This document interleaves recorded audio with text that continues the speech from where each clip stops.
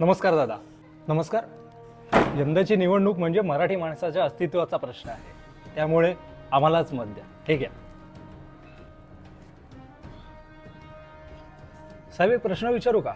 हो, नक्कीच. गेले कित्येक वर्ष मुंबईमध्ये मराठी माणसाची सत्ता आहे ना. ते पण काय हो, जेव्हा घरं महाग झाली, भाडं परवडेन असं झालं, तेव्हा मराठी माणूस मुंबई सोडून पनवेल, वसई, विरार या ठिकाणी गेला. तेव्हा मराठी माणसाच्या अस्तित्वाचा प्रश्न कुठे गेला होता? अहो नाही, पण ते तेव्हाची परिस्थितीचं तर बोलूच नका साहेब. जेव्हा निवडणूक येते ना, तेव्हा तुम्हाला मराठी माणूस आठवतो आणि तुम्ही आमच्या भावनांशी तेव्हाच खेळता. नाहीतर जेव्हा सत्ता असते तेव्हा तुम्हाला मराठी माणूस कुठेच दिसत नाही. यावेळी मतं भावनेनी नाही तर काम करणाऱ्याला देणार, उत्तरदायित्व आणि विकासकालाच देणार.